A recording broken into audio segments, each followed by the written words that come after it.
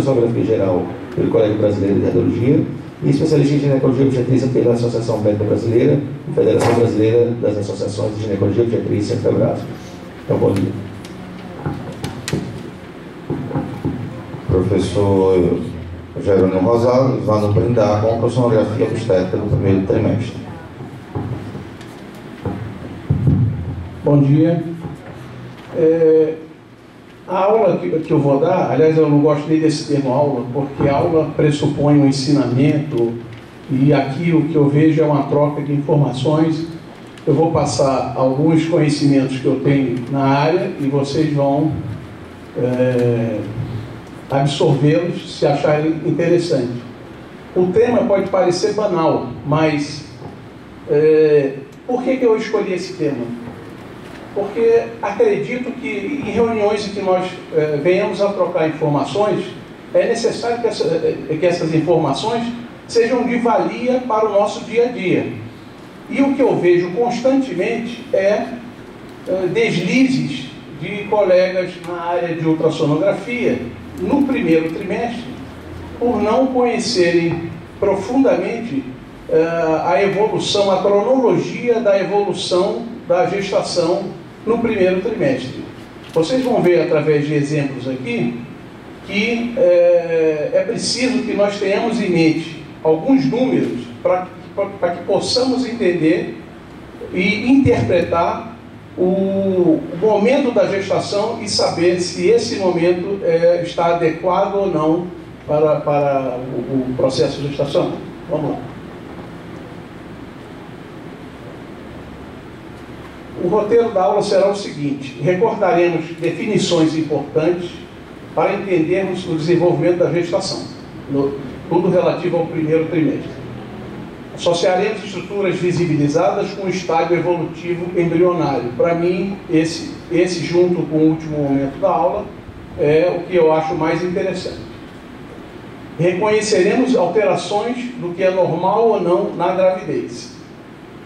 Faremos um breve relato histórico da translucência para entendermos qual o período em que ela deve ser medida, que é outro deslize que eu vejo com frequência. Às vezes o colega pede, a paciente voltou porque você não mediu a translucência. Aí você vai ver, ela tinha 10 semanas de gestação. E faremos comentários breves sobre outros marcadores de cromossomospatias e mostraremos parâmetros ultrassonográficos dos abortamentos e da gravidez ectópica. Eu vou fazer 3 perguntas aqui e no final da aula nós vamos respondê-las de acordo com a minha casuística, de acordo com a minha opinião, e cada um vai ter a sua, que seria o seguinte: quando devemos realizar a primeira ultrassonografia na gravidez? A segunda, quantas devemos realizar no primeiro trimestre? Em que época devemos realizar essas ultrassonografias? Vou agora colocar alguns dados importantes que acredito que nós deveríamos tê-los em mente quando fôssemos realizar o exame obstétrico do primeiro trimestre. Primeiro, o que é embrião e o que é feto? Tudo isso, acreditem, a aula foi montada em cima de casos que eu peguei e vi que algum colega teve dúvida em algum momento em relação ao que eu vou botar agora como dado. O primeiro seria embrião, chama-se até a 8ª semana após a concepção, ou 10 semanas da idade gestacional. Até 10 semanas de idade gestacional nós chamamos de embrião, quando depois chamaremos de feto. E o embrião torna-se feto quando o comprimento cabeça-nádega está entre 30 e 35 milímetros. Segunda informação, quando o beta-HCG atinge 1.500 unidades, nós devemos ver o saco gestacional intraútero. Veja que falar em números é algo complicado em medicina, porque uns vão dizer, peraí, pô, mas eu li que é 1.000, e o outro vai dizer, não, peraí, eu li que são 2.000.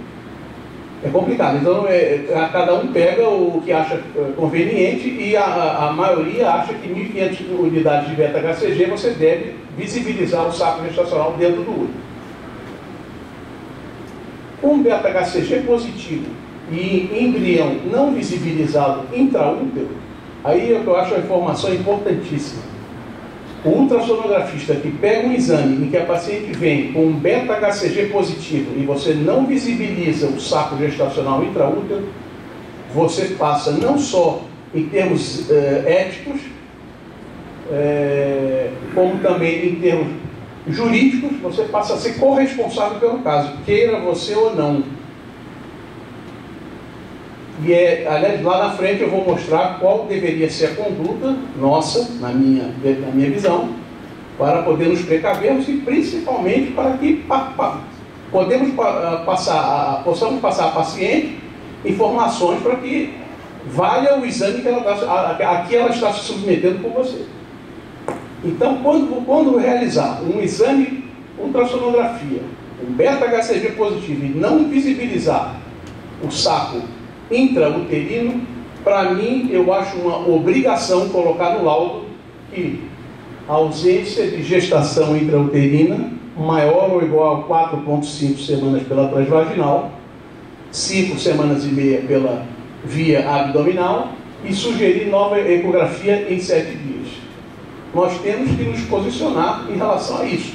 Não basta dizer, não viu, a senhora não viu o saco gestacional, volta para o seu médico, não. O médico assistente quer saber qual seria a nossa conduta. Eu acho que faz parte do trabalho do médico ultrassonografista sugerir o que deve ser feito, até porque você pode estar auxiliando o médico e pedir o exame para que você está fazendo.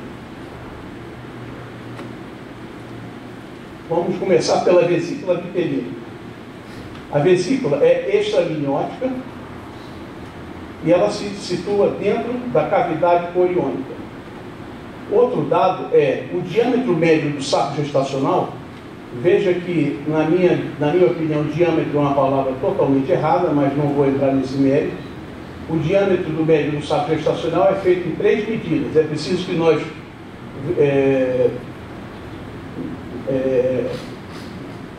é preciso medir o comprimento, a largura e a altura, sendo que na medida transversal nós medimos somente a largura.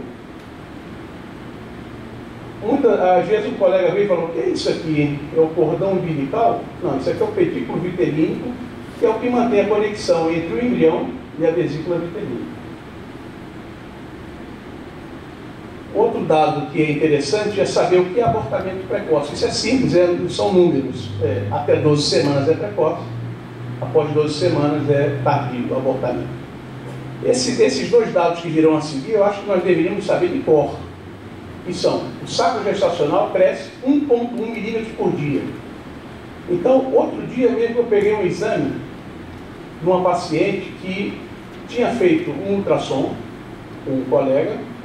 O embrião mediu 8 milímetros, ele não visibilizou o batimento embrionário, ficou com receio de dar esse diagnóstico, se colocou em cima do muro, fez um laudo meio duvidoso, empurrou para o médico assistente. O médico assistente, pasmem, pediu para que a paciente fizesse um novo ultrassom em 2 semanas, e a paciente estava voltando para fazer o ultrassom com 1 mês. Ou seja, quanto tempo perdido e desnecessário para levar algo que não vai adiante. Então, as duas medidas que nós temos que saber, o saco gestacional cresce 1,1 por dia e o embrião cresce 1 milímetro por dia. Se nós soubermos isso, quando nós pegarmos um segundo exame e compararmos ao primeiro ou ao exame prévio, nós vamos saber se a gravidez está evoluindo corretamente ou não. O corpo lúteo começa a regredir com 10 semanas, quando começa a ter a produção de progesterona, substituída pela placenta em formação.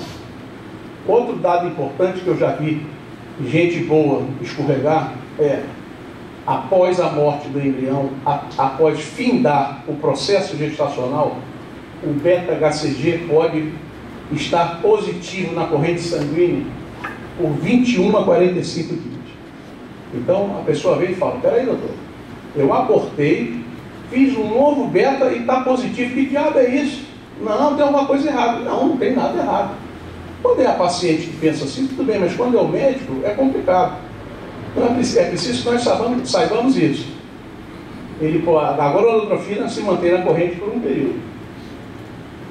Esses aqui são os valores do beta numa gravidez normal de acordo com a idade gestacional. Veja que o que eu falei antes, que quando o embrião é visibilizado intraútero entre 4 e 5 semanas, o beta está entre esses valores aqui. Veja que os valores superiores são muito altos. Então, o que acontece normalmente é os valores são próximos aos valores inferiores.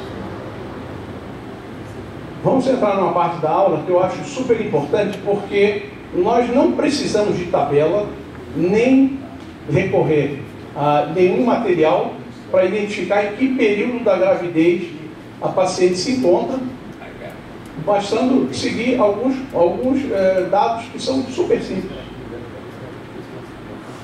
Primeira estrutura a aparecer, saco gestacional. O que nós avaliamos? A implantação dele, se está dentro ou fora do útero. A forma, se é simétrica ou assimétrica. O conteúdo, existe conteúdo? Sim ou não? Contornos regulares ou irregulares? Tamanho. O tamanho é algo complicado, porque a paciente muitas vezes, e eu faço uma analogia que é muito comum com quando a paciente tem um nódulo miometrial e pergunta, isso aí acontece com todo mundo, acredito? E aí, doutor, aumentou? Como você vai saber se ela nem outro exame trouxe? Então, é preciso ter uma comparação para que possamos saber se o tamanho é compatível ou não.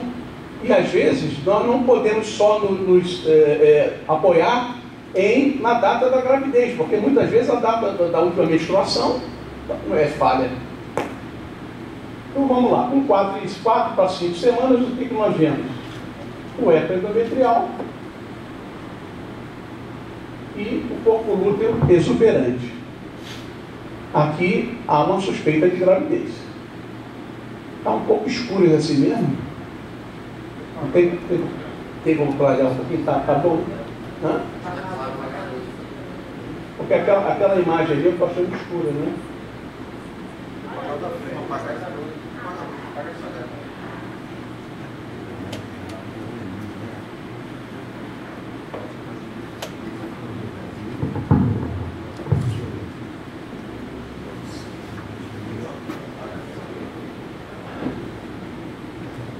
Está escuro aí, não está?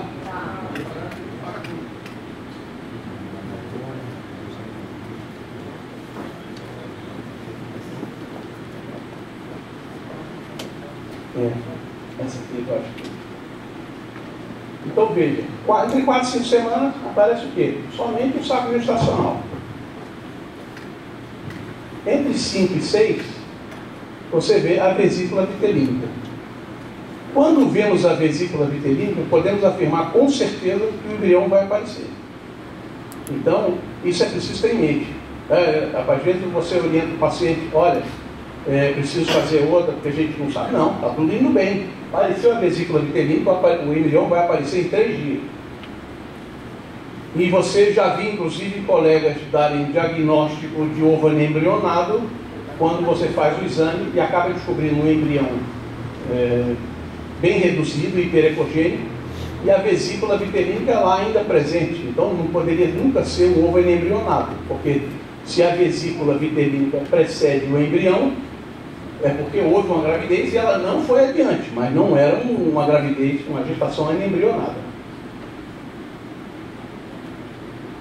Entre 5 e 6 semanas. Então, veja, entre 4 e 5 nós já vimos o aparecimento do saco gestacional, depois a vesícula vitelínica, e ainda entre 5 e 6 semanas, o que nós avaliamos? A forma da vesícula vitelínica.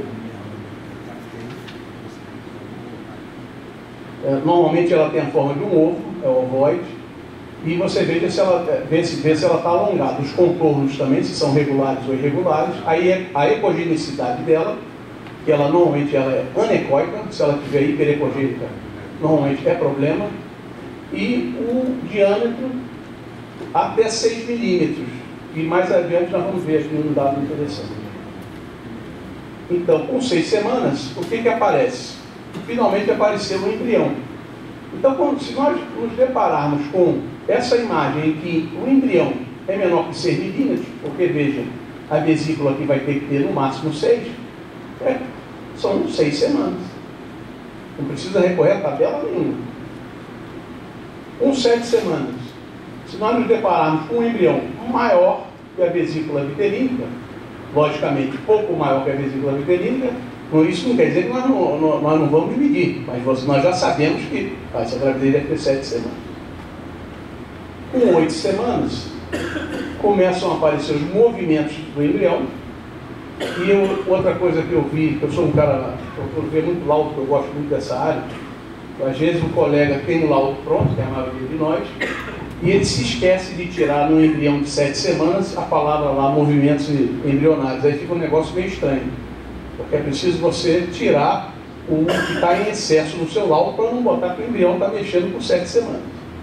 Com 8 você pode não ver, e imagine com 7 você não vê mesmo.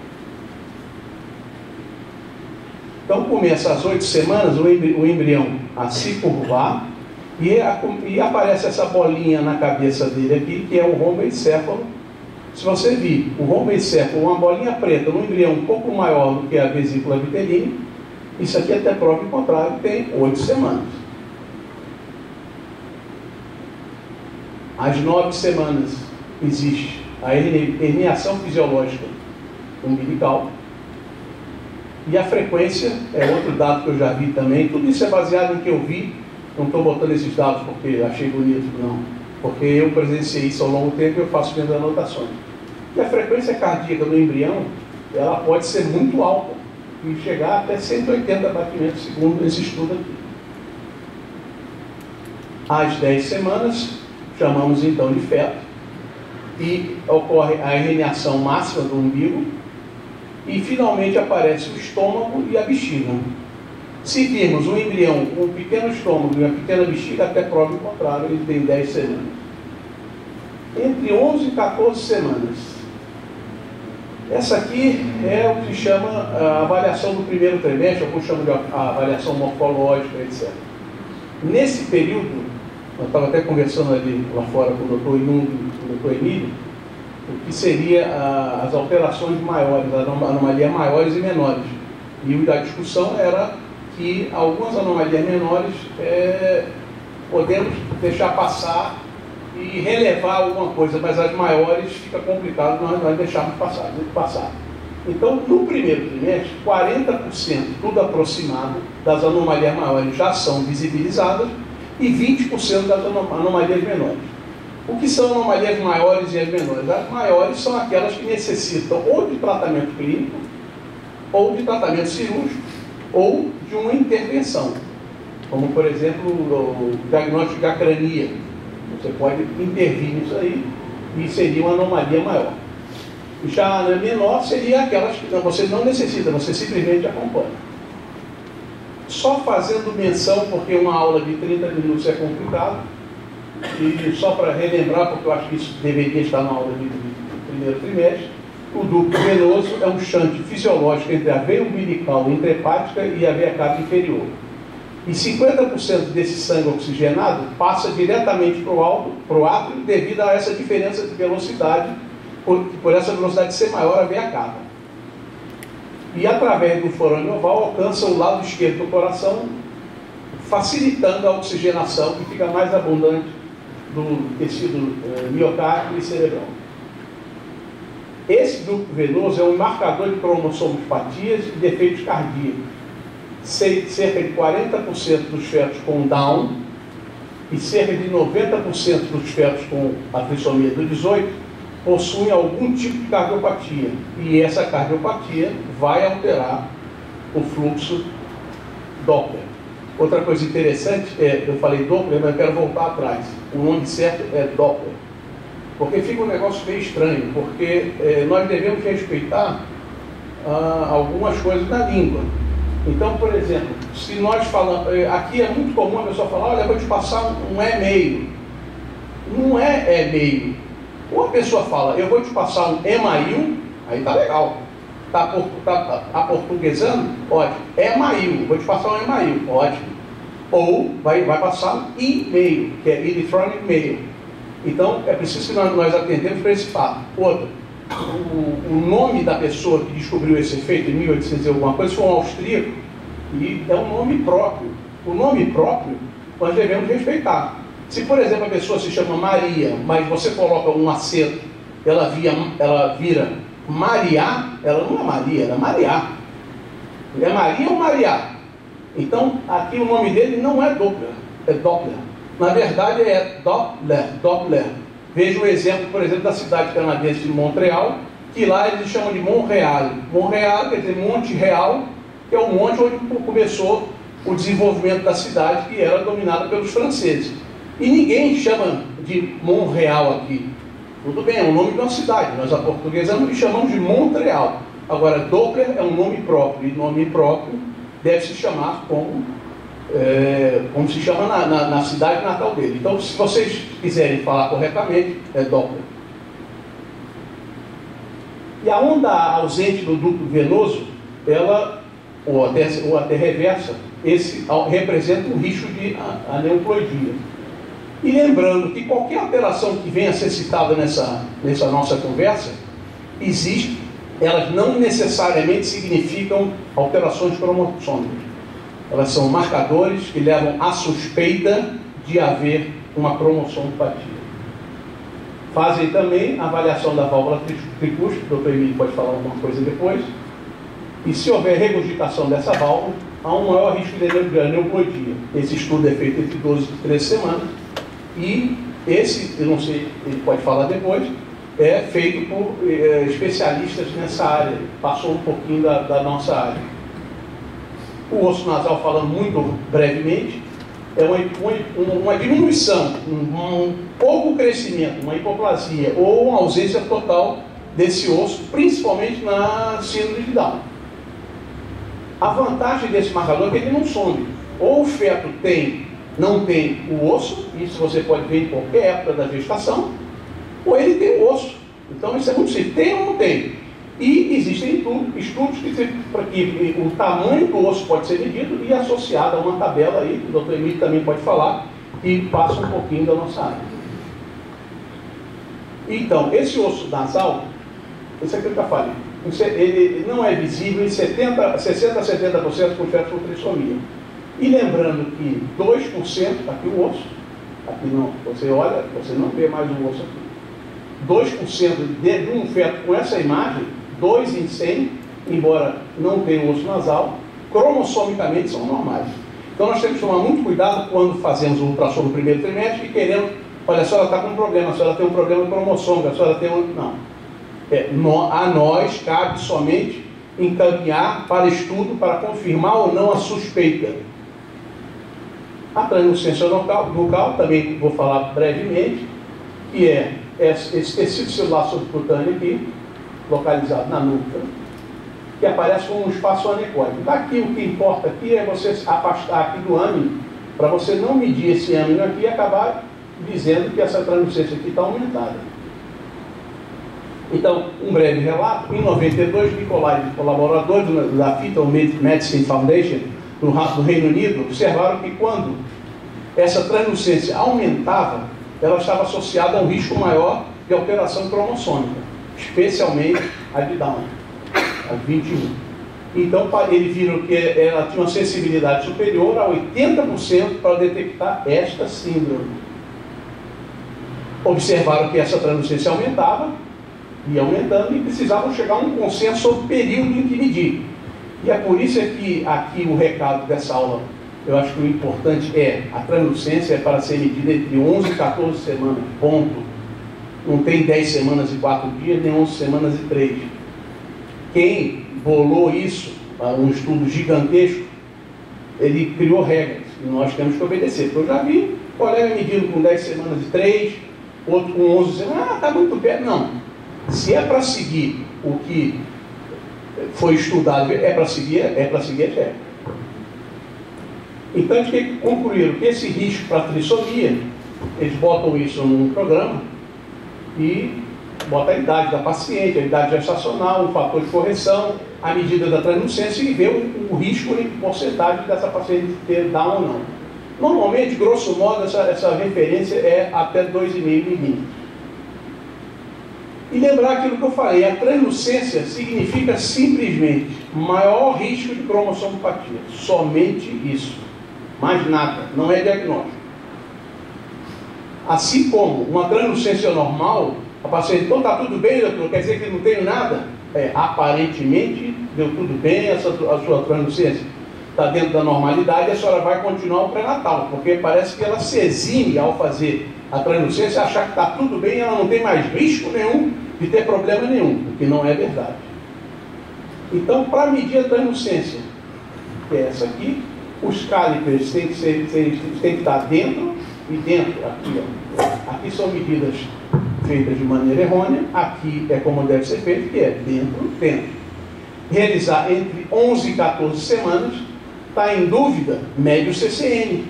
O CCN, para estar dentro dos critérios da FNF, ela tem que estar entre 45 e 84. Não está entre 45. Vamos supor, para você ver pela primeira vez, você não sabe da idade gestacional. Vai medir a translucência ou não? Se tiver entre 45 e 84, você pode medir. Está dentro do estudo.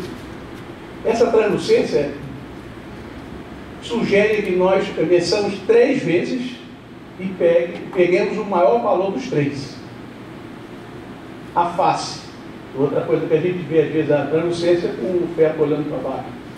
Então a face é o mesmo corte do osso nasal, face olhando para cima, o feto tem que estar ocupando 3/4 da imagem, 75% da imagem, que seria a cabeça, o pescoço e o terço superior do tronco.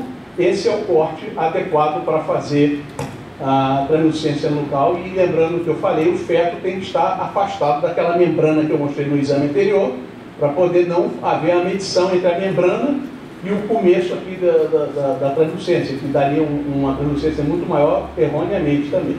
Isso aí, o que a gente faz? Espera o feto se movimentar para ter certeza que ele está afastado dessa membrana.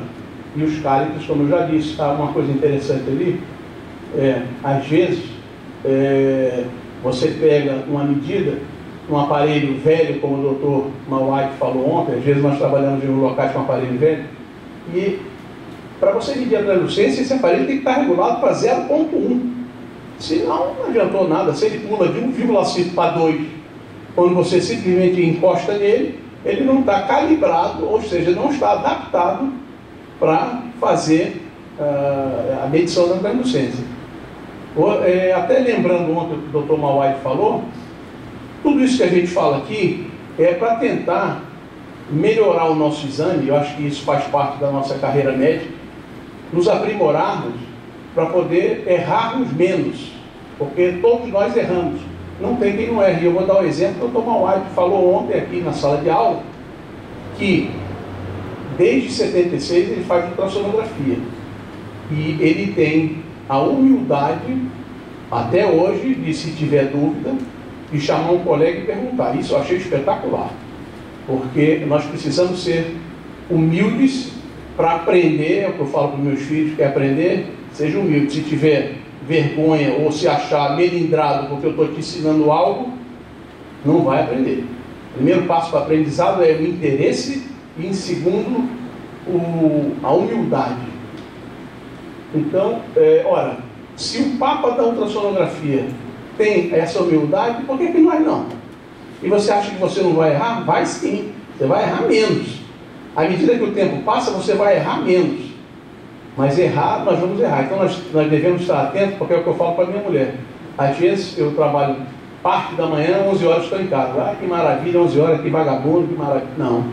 Eu passei 3 horas extremamente concentrado nos exames e sabendo que cada exame daquele era um petardo para mim. Cada laudo que você escreve pode virar contra você em questão de dias. Então, eu trabalho assim, eu sou um cara extremamente concentrado e sei que cada laudo, que é outro ponto importantíssimo na nossa carreira médica, que nós trabalhamos com laudos, é saber o que nós vamos colocar no laudo. Porque o único contato que você vai ter com o médico assistente ou com o sistema judiciário, o único vai ser o seu laudo. O que você escreveu ali é o que vale. Não adianta falar, mas essa foto aqui é o laudo que vale, atenção ao laudo. Bom, então por que após as 11 semanas? Eles chegaram à conclusão que a biópsia do vilo corial não poderia ser realizada antes das 11 semanas. Então vamos fazer numa época que, se houver necessidade da biópsia, nós possamos executá-la. E às 11 semanas, 80% das malformações já estão desenvolvidas. E também é um dado extremamente importante. Exemplo disso aí, a acrania, que você já viu com essa idade, e a bexiga, que após as 10 semanas, você a visibiliza em 50% dos casos. Às 11, em 80% dos casos, e você deve visibilizar a vesícula obrigatoriamente a partir das 12 semanas. E por que antes das 14? Oportunidade de optar pelo abortamento. Há um acúmulo excessivo. Quem faz translucência com frequência geralmente pede para o paciente vir na 13ª semana. O doutor Emílio depois pode comentar isso aí. E após as 14 semanas, o feto também assume uma posição mais vertical. Aquele encurvamento vai diminuindo. E isso aí pode dificultar a imagem mais adequada. Esse ponto, agora vamos entrar num ponto dessa nossa conversa que eu acho interessantíssimo. Seriam os critérios de mau prognóstico. É preciso que nós saibamos interpretar o sinal, aquilo que está piscando na nossa frente, na tela do ultrassom, e nós podemos deixar passar. Primeiro, bradicardia. Batimentos menores que 85 até a 6ª semana. Depois, nós podemos guardar 100. 85 até a 6ª. Menor que 100 batimentos a partir das 7 semanas, o índice de perda chega perto dos 100%. Então você veja aqui um estudo feito aqui em que a frequência cardíaca de 40 a 49, olha a taxa de perda do embrião: 100, 91 e 79. É uma taxa muito alta. Isso aqui é um indicador muito forte do mau prognóstico. Devemos ter cuidado que qualquer critério de mau prognóstico, nós devemos alertar a paciente para isso e não intimidá-la e já dar o diagnóstico final. Outro, a vesícula vitelínica aumentada. Veja que aqui ela mediu 9. Essa vesícula vitelínica aumentada, alguns acreditam que isso foi, já que ela nutre o embrião e o embrião está insuficiente, ela se dilata por conta disso. E aí é um critério de mau prognóstico. Em alguns estudos, você visibilizar a vesícula totalmente hiperegogênica, alguns deram a mortalidade de 100%. Índice do saco gestacional alterado. Isso aqui, se você tem dúvida, é preciso que você meça isso. Por quê? Lembrando que o saco gestacional, ele é aquilo que eu falei, você faz 3 medições do saco e obtém o diâmetro. Isso não é diâmetro, mas tudo bem, vamos tocar. E pega esse diâmetro e divide pelo CCN.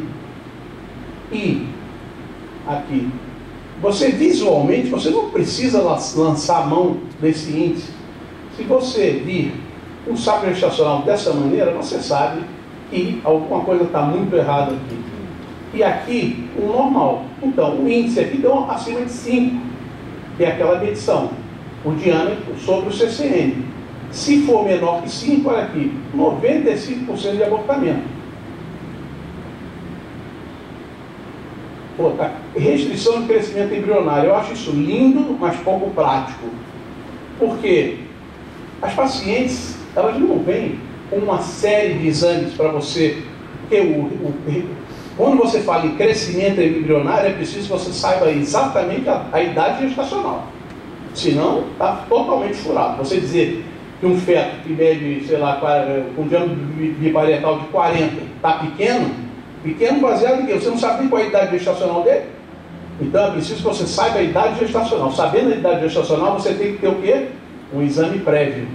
Então, sim, esse critério do restrição de crescimento é sempre baseado em comparação a um exame prévio ou a um exame seguinte.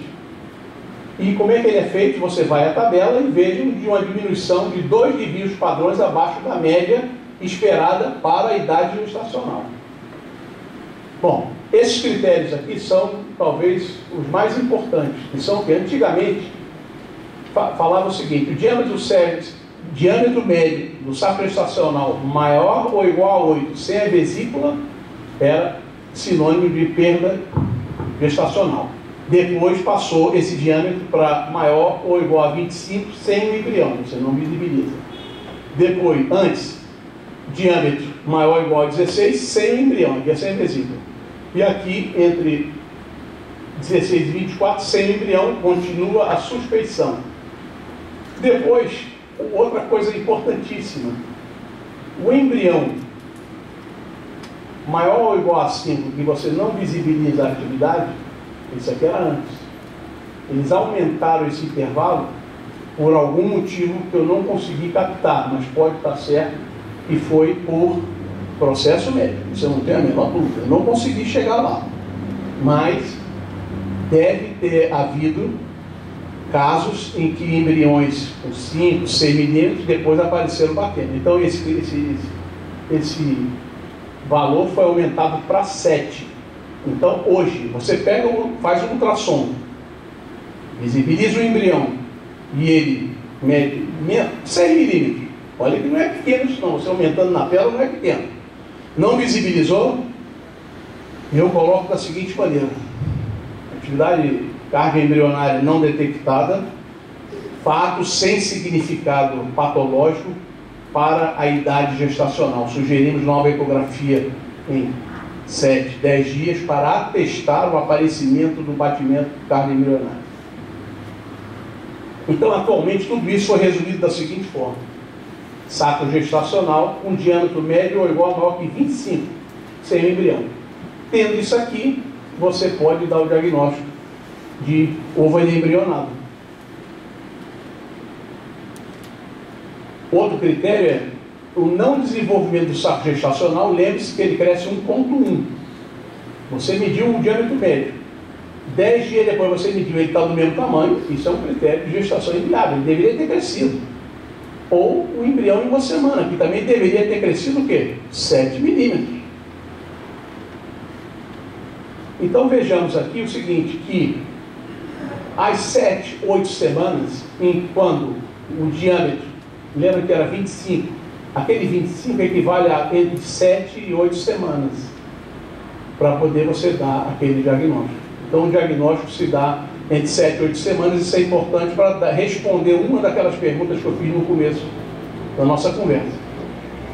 Então, ovo embrionado, esse diagnóstico você pode dar. Por quê? Você fez aqui as 3 medidas, essa medida, eu fiz essa foto aqui, eu peguei emprestado do Dr. Guastelo lá do centro do CETAS, para agradecer a ele, e mais você veja que aqui, esse ângulo aqui tinha que estar 90 graus, ele não está. Isso aqui pode parecer besteira, e é besteira, mas procurem fazer um ângulo de 90 graus.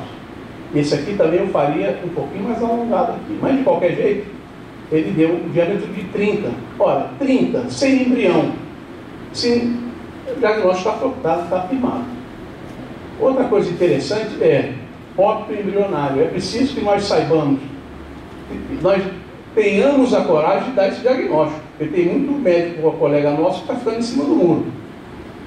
O Dr. Mauad ontem falou que, isso aí você vê na literatura, que nós devemos lançar a mão do modo M e não do Doppler. Agora, eu faço o seguinte: se eu lanço o modo M e não vejo o batimento, eu uso sim o Doppler, porque ele vai me dar uma segurança muito maior para eu dizer, esse feto não está batendo. E veja a medida dele, 14 milímetros.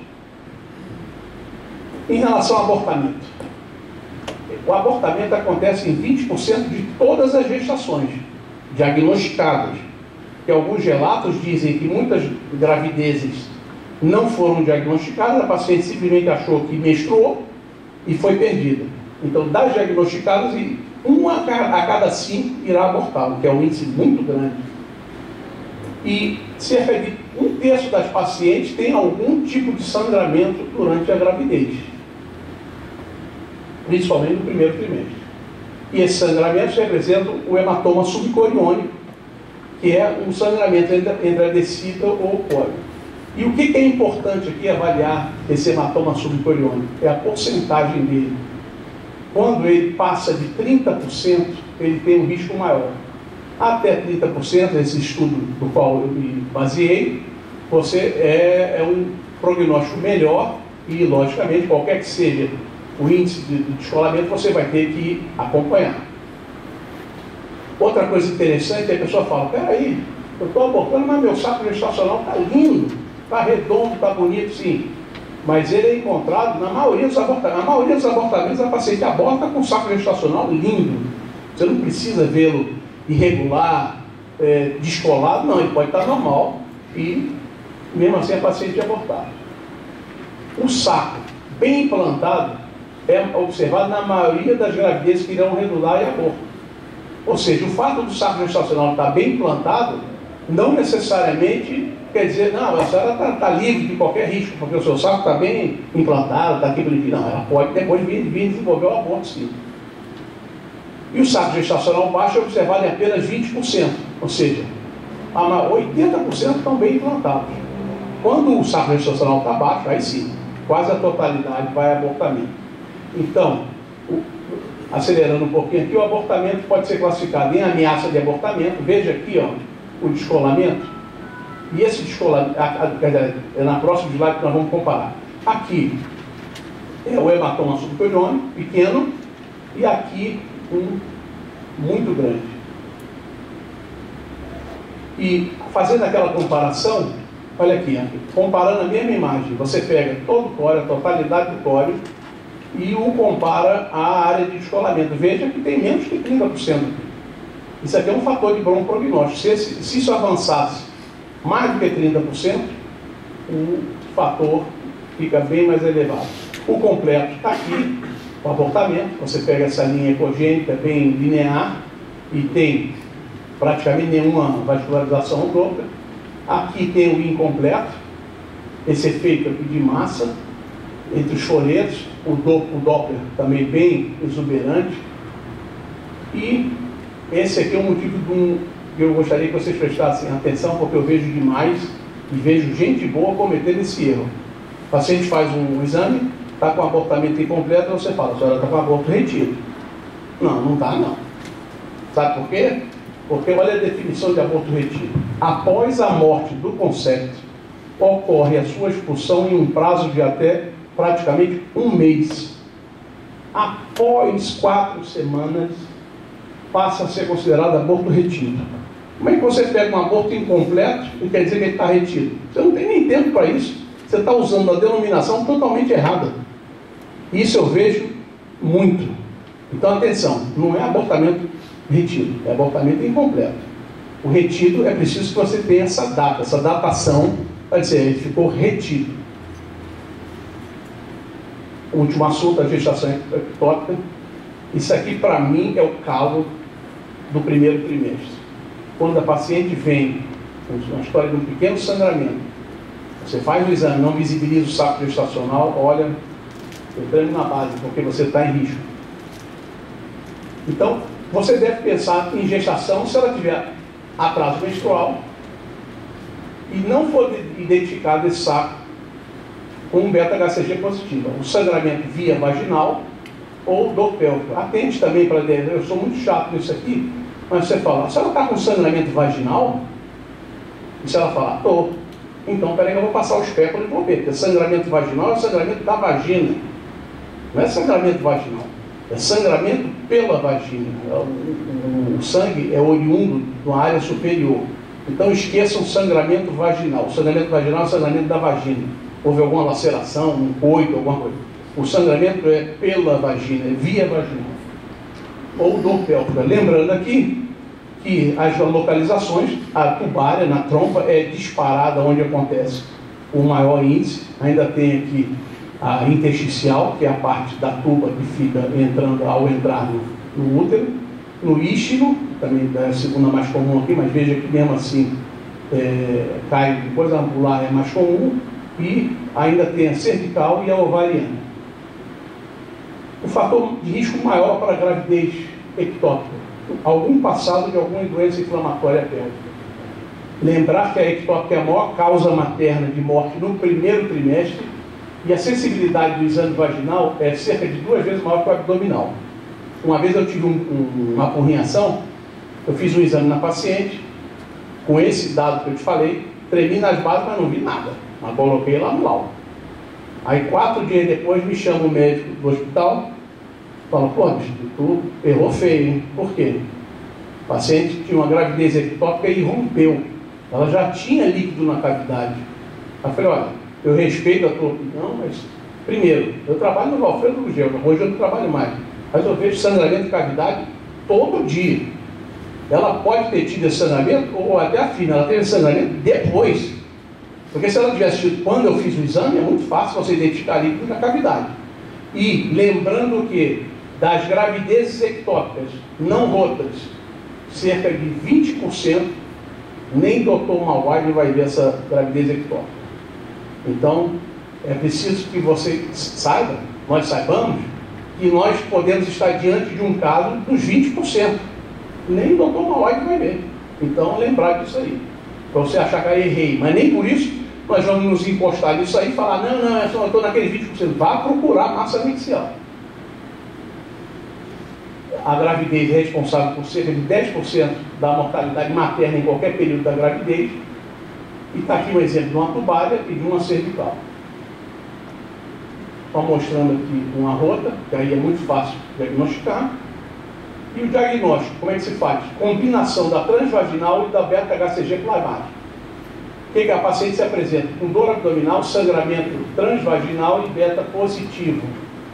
E o saco não é visto dentro do útero, lembrando que a zona discriminatória é a menor dosagem do beta, em que o saco é visto dentro do útero, que é normalmente 1.500, podendo variar de 1.000 a 2.000.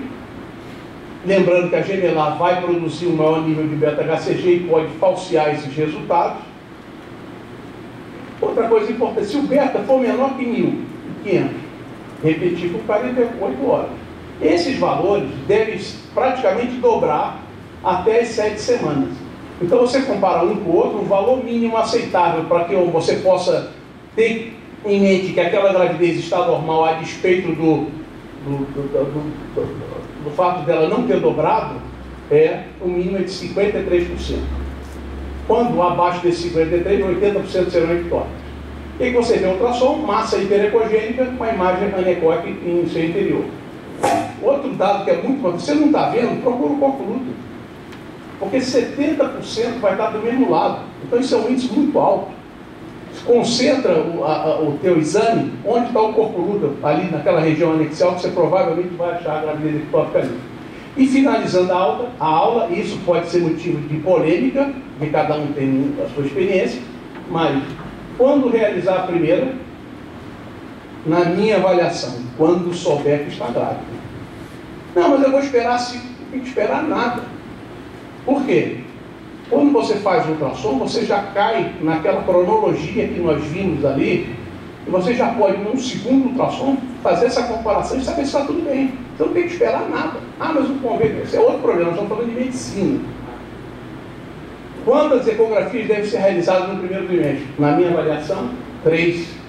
Quando? A primeira, quando você sabe que está grávida. A segunda, às 6 semanas, o embrião é menor que a vesícula, não é? É. Ora, se é menor que a vesícula e pode não ser visibilizado o batimento, peraí, então deixa eu esperar as 7 semanas, quando eu já vou matar 2 coelhos, eu vou ver se ele está maior que a vesícula e se ele está batendo. Então a segunda, na minha avaliação, seria as 7 semanas. E a terceira, entre as 11 e as 14 semanas, quando faria a medida da translucência e olharia a morfologia fetal. É isso. Obrigado pela atenção.